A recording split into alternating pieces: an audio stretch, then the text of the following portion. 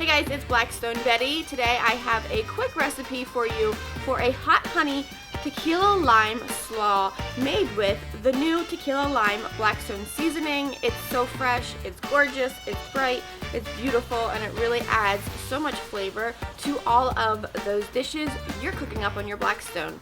Let me show you how I do this.